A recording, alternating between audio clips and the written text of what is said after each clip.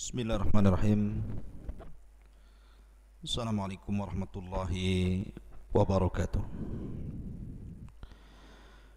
Bihamdillahi wassalatu wassalamu ala rasulillah wa ala alihi wa sahbihi wa mawalah wa la hawla wa la quwwata illa billahi wa ba'du. Qala Allahu azza wa jalla ya ayyuhalladzina amanu taqullaha haqqa tuqatih wa la tamutunna illa wa antum muslimun. Wa qala sallallahu alaihi wasallam man salaka tariqan yaltamisu fihi ilma sahhalallahu bihi tariqan ilal jannah. Ma'asyiral muslimin yang dimuliakan Allah Subhanahu wa taala, alhamdulillah di malam hari ini kembali kita bisa duduk untuk bertalabul ilmi di Masjid Jabal Uhud Al-Islami. Salawat dan salam tak lupa saya haturkan kepada Nabi besar Muhammad sallallahu alaihi wa ala alihi wasallam. Pembahasan di malam hari ini kita akan membahas tentang dua kisah Musa. Satu Nabi Musa yang ma'ruf kita kenal dengan Kalimur Rahman, yang dirawat oleh Fir'aun. Kemudian yang kedua Musa ibn Dhafar atau dikenal dengan Samiri, yang dilawat oleh malaikat Jibril alaihi salatu wassalam. Bagaimana kisah Musa versus Musa ini? Ma'asyiral muslimin yang dimuliakan Allah Subhanahu wa taala, pertama kita akan membahas tentang kondisi Mesir kala itu, yang kita tahu bahwa di zaman Nabi Musa alaihi salatu wassalam, Fir'aun yang menguasai Mesir itu sangat terkenal bengisnya, sangat terkenal kufurnya. Bahkan diabadikan dalam Al-Quran pengakuannya sebagai Tuhan. Tentu tidak ada lagi manusia yang lebih zalim di permukaan bumi dibandingkan orang yang mengaku Tuhan. Sampai-sampai dia mengatakan, Ana Rabbukumul A'la, sayalah Rabb kalian yang paling tinggi. Akan tetapi ketika suatu ketika Raja Mesir Fir'aun, si pengaku Tuhan ini, bermimpi. Dalam mimpinya ada api yang berasal dari Palestina, tiba-tiba kemudian membakar seluruh negeri Mesir, kecuali satu perkampungan yang disebut dengan Kampung Bani Israel, tempat Nabi Yusuf dan keluarganya, saudara-saudaranya berkembang di situ, tidak terbakar. Akhirnya kemudian Fir'aun pun ketika dia terbangun dari tidurnya, dan mimpi itu diulang-ulang berkali-kali atau terulang berkali-kali, maka dia pun mengumpulkan para penasehat dari kalangan dukun, para peramal, paranormal, tentang takwil daripada mimpi itu. Akhirnya kemudian para dukun memberitahu kepada Fir'aun ini bahwa mimpi itu adalah tanda kehancuran kekuasaan Fir'aun, karena akan datang anak laki-laki dari turunan Bani Israel yang akan menghancurkan kekuasaan Fir'aun.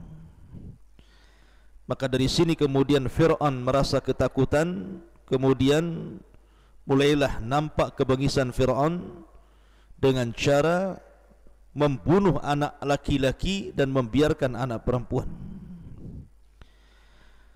Lah ketika terjadi pembunuhan Fir'aun terhadap anak laki-laki Bani Israel, ketika itulah terjadi peristiwa lahirnya dua Musa. Satu Musa ibn Imran yang kelak akan hidup di istana Fir'aun dan dirawat oleh keluarga Fir'aun. Satunya Musa ibn Dhafar, yang kemudian karena ibundanya mengkhawatirkan akan anaknya takut dibunuh oleh tentara Fir'aun, makanya kemudian disembunyikan dalam gua. Kemudian Jibril datang dan merawatnya sampai dia besar. Bagaimana kisahnya dua Musa ini, dan bagaimana keduanya bisa selamat dari kekejaman Fir'aun. Kemudian apa hubung kait antara Musa yang dirawat oleh Fir'aun dan Musa yang dirawat oleh Jibril, dan bagaimana akhir cerita dua Musa ini.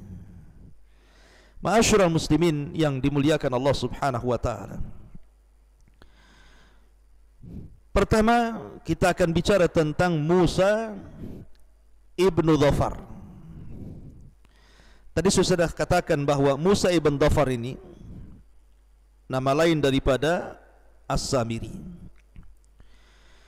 Dan kalau kita bicara tentang As-Samiri, Al-Quran menyebutnya 3 kali dalam surat yang sama, Taha, kalimat Samiri, menunjukkan bahwa kisah ini tercantum di dalam Al-Quran. Ma'asyiral muslimin yang dimuliakan Allah Subhanahu wa taala, kalau kita mengacu kepada beberapa tafsir Al-Quranul Karim, seperti contohnya tafsir Al-Baghawi dan juga tafsir-tafsir yang lainnya, menjelaskan bahwa ketika ibundanya Samiri atau ibundanya Musa ibn Dhafar ini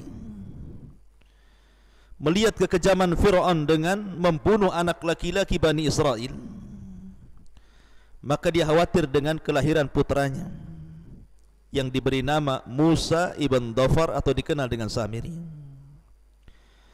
Akhirnya kemudian ibundanya meletakkan Musa ibn Dhafar ini di sebuah gua dan ditinggalkan begitu saja karena ibundanya takut kalau seandainya dia melihat anaknya dibantai di hadapan dirinya, maka dia tidak mau menyaksikan pembantaian anaknya.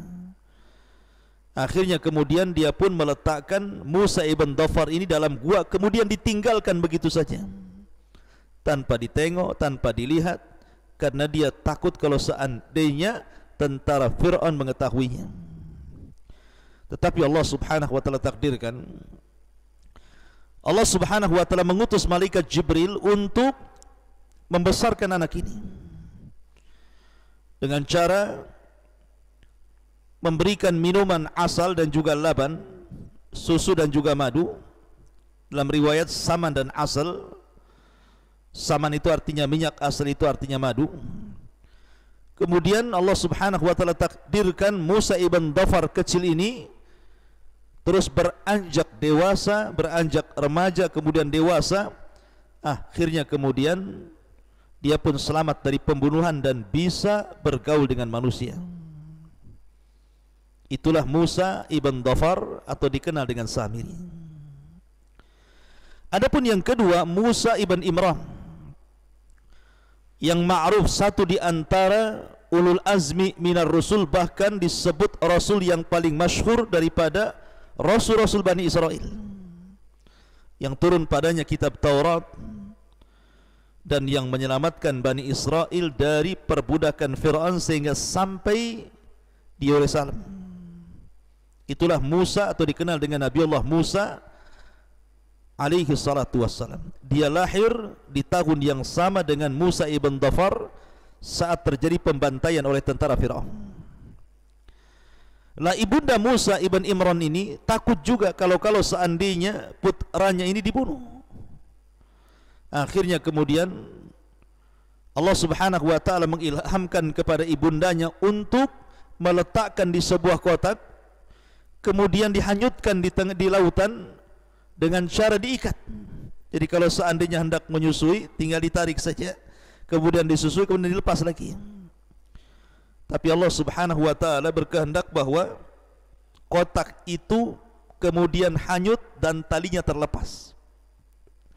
Akhirnya kemudian kotak yang berisi Musa hanyut sampai kemudian di samping istana Fir'aun.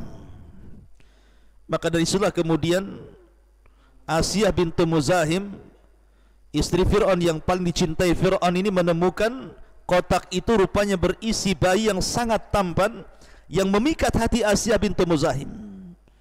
Kemudian dia minta izin kepada Fir'aun untuk merawat bayi itu, dan Fir'aun pun dengan terpaksa mengizinkannya karena kecintaan dia kepada Asiyah bintu Muzahim. Akhirnya dari sini Musa pun betul-betul dirawat di istana Fir'aun, yang Fir'aun tidak tahu bahwa takwil mimpi itu sebenarnya ada pada anak yang dirawatnya, yang kelak akan menghancurkan kekuasaannya. Dialah Musa ibn Imran, atau dikenal dengan Nabiullah Musa Kalimur Rahman, satu di antara ulul azmi minar rusul. Baik, kalau kita sudah tahu tentang dua kisah ini, satu Musa ibn Dhafar atau dikenal dengan Samiri, dan satu Musa ibn Imran atau dikenal dengan Kalimur Rahman, Nabiullah Musa alaihi salatu wassalam, lalu apa hubung kait antara Musa ibn Dhafar dan Musa ibn Imran ini? Ma'asyiral muslimin yang dimuliakan Allah Subhanahu wa taala, ada yang mengatakan bahwa Musa ibn Dhafar atau dikenal dengan Samiri ini, dia menjadi pengikut Nabi Allah Musa alaihi salatu wassalam. Artinya dia berpura-pura masuk ke agama Nabi Musa alaihi salatu wassalam, padahal Musa ibn Dhafar ini adalah pengagung sesembahan seekor sapi. Jadi dia adalah pengagung Tuhan yang berupa seekor sapi, patung seekor sapi. Jadi ketika Nabi Musa alaihi salatu wassalam berhasil menyeberangkan Bani Israel dari kepungan Fir'aun, kemudian Fir'aun ditenggelamkan dan mata-mata Bani Israel menyaksikannya, bagaimana Fir'aun itu ditenggelamkan.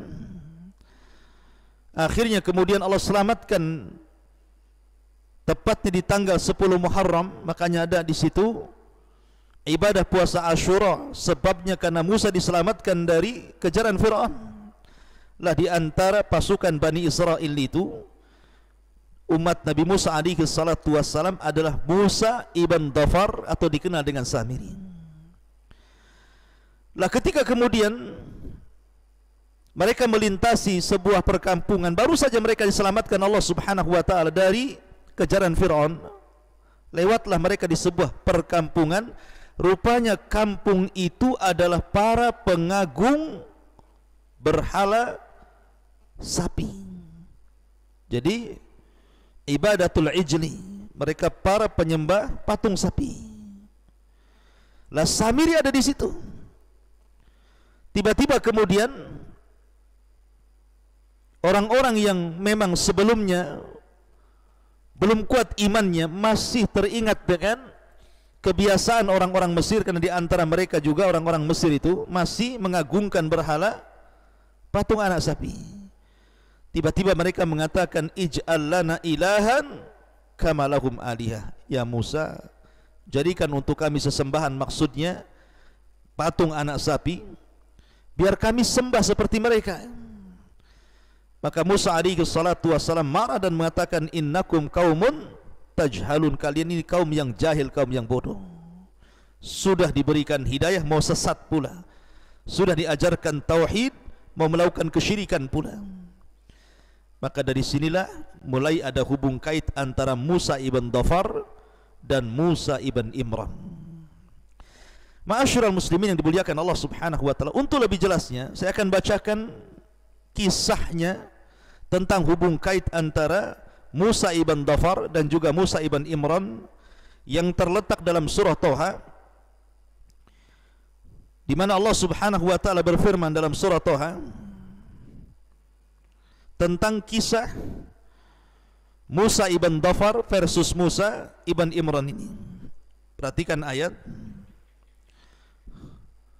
surah Toha. Bagi anda yang memegang mushaf, anda bisa ikut membacanya.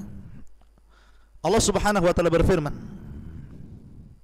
"Wa ma ajalaka an qaumika ya Musa?" Qala hum ulai ala athari wa ajiltu ilaika rabbi litarda. Qala fa inna qad fatanna qaumaka min ba'dika wa adallahumus samiri. Faraja'a Musa ila qaumihi ghadbanan asifa. Qala ya qaumi alam ya'idkum rabbukum wa'dan hasanan afatala alaikumul ahdu am aradtum an yahilla alaikum ghadabun min rabbikum fa akhlaftum maw'idi. Qalu ma akhlafna maw'idaka bimalkina walakinna hummilna awzaran min zinatil qaum faqadhafnaha fakadhalika alqas samiri. Fa akhraja lahum ijlan jasadan lahu khuwar faqalu hadha ilahukum wa ilahu Musa fanasi. Afala yarawna alla yarji'u ilaihim qawlan wala yamliku lahum dharran wala naf'an walaqad qala lahum Harun min qablu ya qaumi innama futintum bihi wa inna rabbakumur rahman fattabi'uni wa ati'u amri. Qalu la nabraha alaihi akifin hatta yarji'a ilaina Musa. Qala ya Harun ma manaka id ra'aitahum dhallu alla tattabi'an afa'asaita amri. Qala ya ibna la ta'khudh bilihyati wala bira'si inni khashitu an taqula farraqta baina bani Israil wa lam tarkub qawli. Qala fama khatbuka ya Samiri. Qala basartu bima lam yabsuru bihi faqabadtu qabdatan min atharir rasul fanabadtuha wa kadzalika sawwalat li nafsi. Qala fadhhab fa inna laka fil hayati an taqula la misas wa inna laka mau'idan lan tukhlafahu wanzur ila ilahika alladhi dhalta alaihi akifa wa lanuharriqannahu thumma lanansifannahu fil yammi nasfa innama ilahukum alladhi la ilaha illahu wasi'a kulla syai'in ilma. Di sini Allah Subhanahu wa taala berfirman, dan mengapa engkau datang lebih cepat daripada kaummu wahai Musa. Jadi ketika Nabi Musa alaihi salatu wasallam hendak menerima Taurat, maka Musa kemudian mengajak beberapa orang pilihan Bani Israel, tetapi Musa datang duluan ke Bukit Tursina. Dia berkata, mereka itu sedang menyusulku ya Rabb, dan aku bersegera kepadamu ya Tuhanku agar engkau redha kepadaku. Maka Nabi Musa alaihi salatu wassalam pun kemudian berdialog dengan Allah Subhanahu wa taala. Tiba-tiba kemudian Allah Subhanahu wa taala berfirman kepada Musa, sungguh kami telah menguji kaummu wahai Musa, setelah engkau tinggalkan dan mereka telah disesatkan oleh Samiri. Jadi Musa sudah mengetahui selama 40 malam Musa meninggalkan kaumnya untuk mendapatkan mandat Taurat. Ketika itu Allah Subhanahu wa taala memberikan tahu kepada Musa bahwa kaumnya Bani Israel telah disesatkan oleh Samiri. Bagaimana caranya? Jadi ketika Samiri ini tahu bahwa Nabi Musa alaihi salatu wasallam meninggalkan kaumnya, sementara ketika itu Bani Israel merasa bersalah karena ketika meninggalkan Mesir mereka terhutang dengan emas-emas kaum Kipti.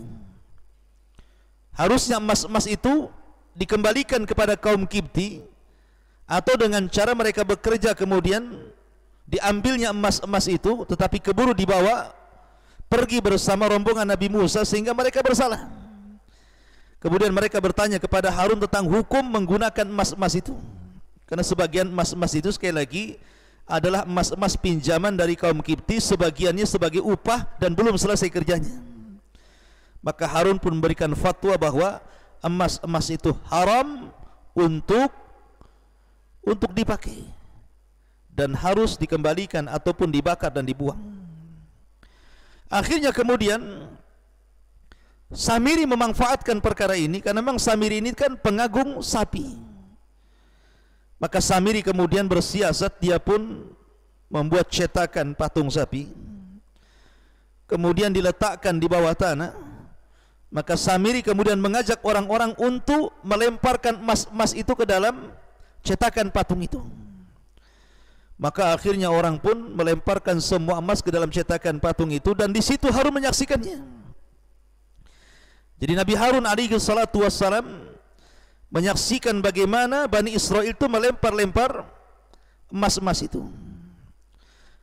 Maka kemudian ketika itu Harun mengatakan kepada Samiri, sekarang mana emasmu?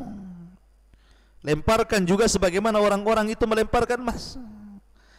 Samiri itu adalah, atau Musa ibn Dhafar ini, kebetulan mendapatkan tanah bekas pijakan kaki Jibril.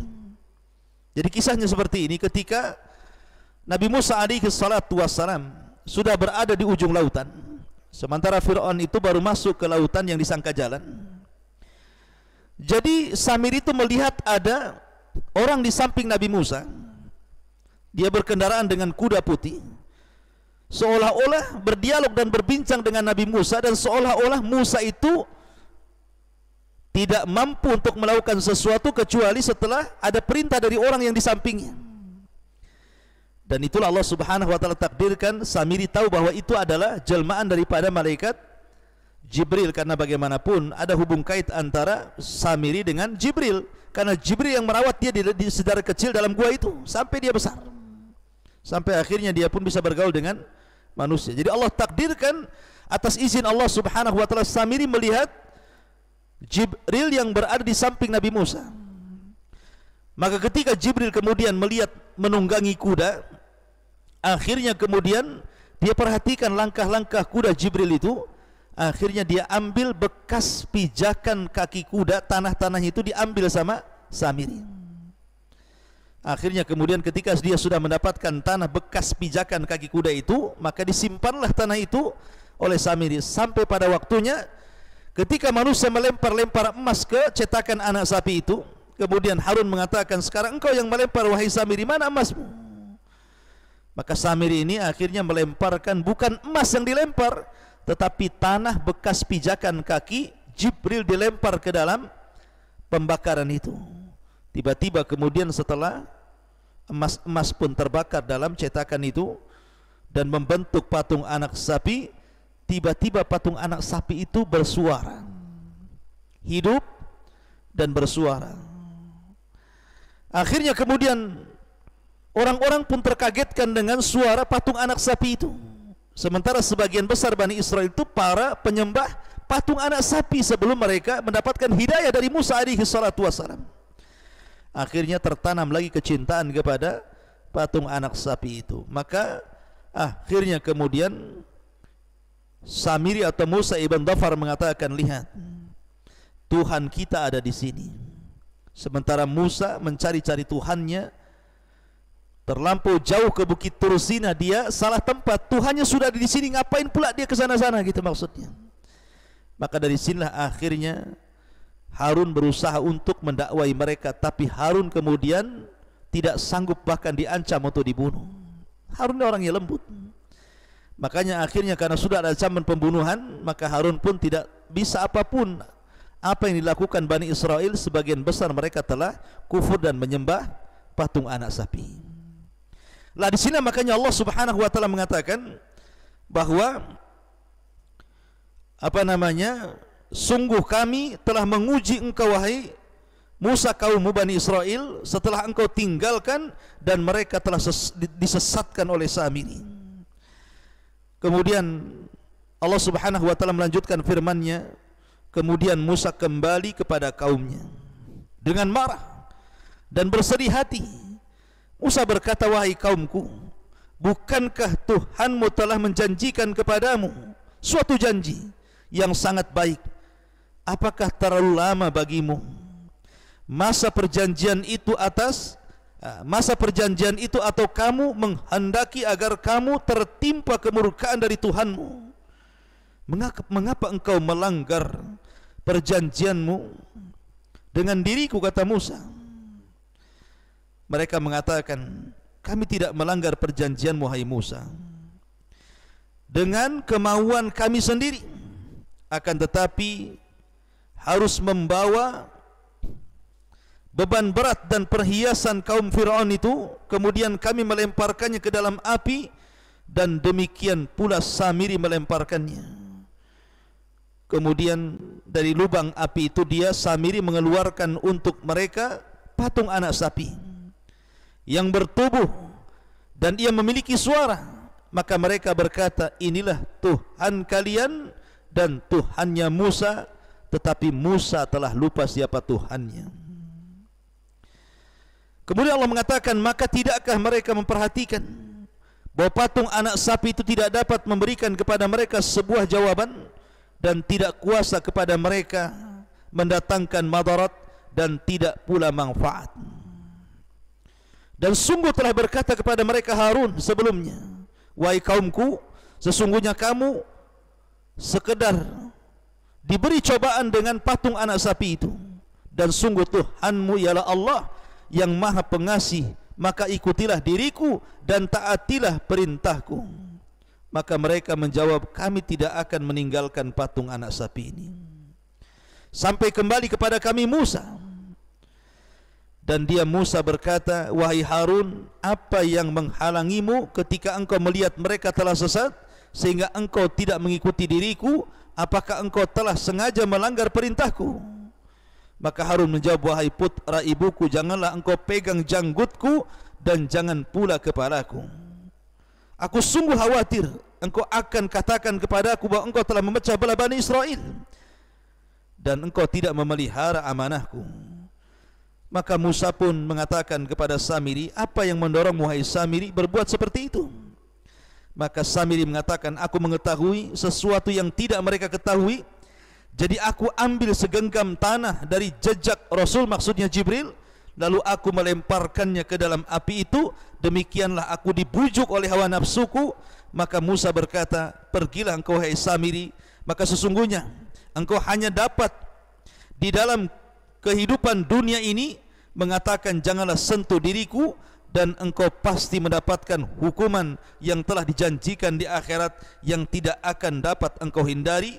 Dan lihatlah Tuhanmu yang engkau tetap menyembahnya, kami pasti akan membakarnya. Kemudian sungguh akan menghamburkan abunya ke dalam lautan hingga berserakan. Sesungguhnya Tuhanmu hanyalah Allah yang tidak ada Tuhan selain Dia. Dia meliputi segala sesuatu dengan pengetahuannya. Ma'asyiral muslimin yang dimuliakan Allah Subhanahu wa taala. Jadi di sini Allah Subhanahu wa taala mengkisahkan cukup detail juga. Jadi ketika Nabi Musa alaihi salatu wassalam kemudian pulang melihat kaumnya sudah mulai menyembah patung anak sapi, Musa marah. Yang pertama kali dipanggil ada Harun, meminta alasan kenapa kau biarkan Bani Israel tersesat wahai Harun. Kata Nabi Allah, Harun, aku tidak sebagaimana dirimu, kau kuat, kau ditakuti Bani Israel, tetapi aku lemah. Bani Israel tidak takut kepada aku dan aku sudah berusaha mendakwai mereka, tapi mereka mengancam untuk membunuhku. Akhirnya kemudian Musa pun melepaskan Harun dan menerima alasannya. Maka ketika itu Musa mencari-cari siapa yang menyulut fitnah yang sangat besar ini sehingga terjadi kesyirikan yang luar biasa. Akhirnya Musa mengetahui bahwa ini adalah perbuatan Musa ibn Dhafar atau dikenal dengan Samiri. Dipanggillah Samiri oleh Nabi Musa dan mengatakan, wahai Samiri, apa yang mendorongmu untuk menyesatkan Bani Israel sehingga mereka menjadi para penyembah patung? Samiri dengan entengnya mengatakan, yang mendorongku untuk menyesatkan mereka karena bujukan hawa nafsuku. Lihat, hawa nafsuku yang memerintahkan aku. Dan dari sini juga menunjukkan bahwa ada dua perkara yang bisa manusia itu rusak. Pertama syaitan, yang kedua hawa nafsu. Dan hawa nafsu jauh lebih besar dan lebih bahaya dibandingkan syaitan. Karena di sini Samiri mengatakan yang mendorongku untuk melakukan seperti itu adalah hawa nafsuku. Akhirnya ribuan Bani Israel tersesat dengan perlakuan oleh Samiri, oleh Musa ibn Dhafar ini. Lah Musa alaihi salatu wassalam akhirnya marah dan mengusir Musa ibn Dhafar atau Samiri dan mengatakan bahwa pergilah kamu, tetapi ingat, engkau tidak akan mampu mendekati manusia dan manusia tidak mungkin mendekati dirimu. Akhirnya artinya bahwa Musa ibn Dhafar ini diberikan azab atau iqab dari Allah Subhanahu wa taala, hidup sendirian. Hidup sendirian. Lah dari sinilah kemudian muncul prediksi. Karena kan di sini Quran tidak menyebutkan tentang kisah Musa ibn Dhafar ini kematiannya. Cuman dia akan hidup sendirian, manusia tidak mungkin mendekat dan dia pun tidak mungkin mendekat manusia. Muncullah prediksi bahwa Samiri adalah Dajjal dan hidup di segitiga Bermuda dan akan keluar di akhir zaman. Ma'ruf, terjadi khilaf besar di antara para ulama tentang masalah Samiri yang diusir oleh Nabi Musa karena telah menyesatkan Bani Israel. Apakah dia Dajjal di akhir zaman ataukah bukan? Yang mengatakan Samiri Dajjal, maka kalimat tentang ini bahwa ini keutamaan Samiri, manusia tidak mungkin dekat dengan dia. Artinya manusia tidak mungkin mengganggunya dan dia pun tidak mungkin dekat dengan manusia. Akhirnya Samiri pun pergi dari zaman Musa dan sembunyi di segitiga Bermuda dan akan keluar di akhir zaman. Maka kita katakan bahwa pendapat yang kuat bahwa Samiri adalah Samiri, Musa ibn Dhafar, dan Dajjal adalah Dajjal. Ini berbeda kasusnya, Dajjal sendiri, Samiri sendiri. Alasannya pertama karena para nabi itu, sebagaimana sabda Nabi SAW memberikan tahdir kepada umatnya tentang kemunculan Dajjal. Ma min nabiyyin illa hadzara qaumahu an fitnatid Dajjal. Tidak ada satupun nabi yang berusaha untuk memberikan tahdir, peringatan kepada umatnya tentang bahaya Dajjal. Jadi semua para nabi memperingatkan akan bahaya Dajjal.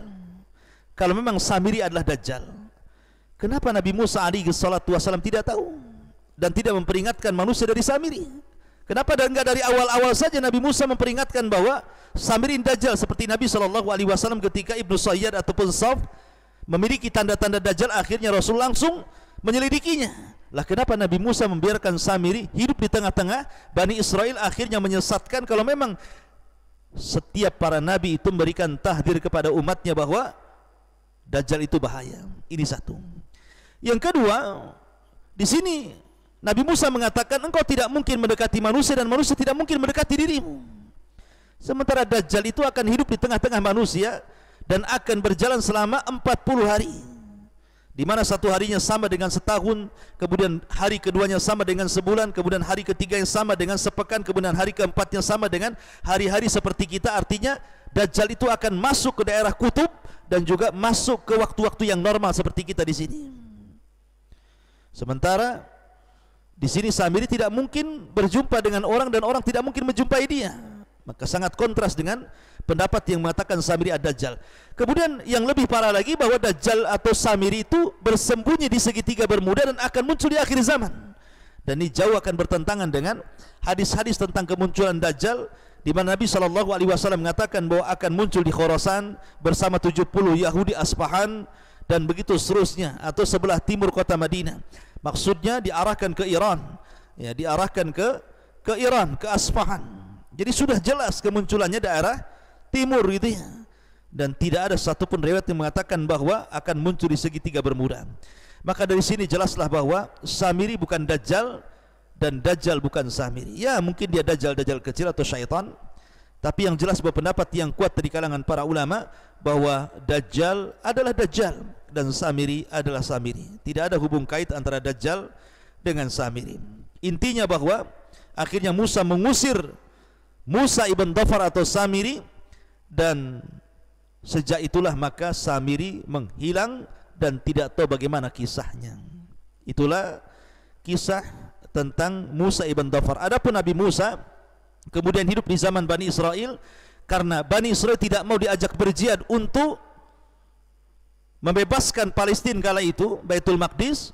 Akhirnya Allah Subhanahu wa taala kemudian iqab, azab Bani Israel, mereka tidak bisa keluar dari Arduti, bumi linglung, dan selama 40 tahun mereka di tempat itu sampai akhirnya Nabi Musa alaihi salatu wasalam dan juga sebelumnya Harun alaihi salatu wasalam meninggal di Arduti dan belum berhasil menguasai Palestina kecuali setelah di zaman Nabi Yusha ibn Nun.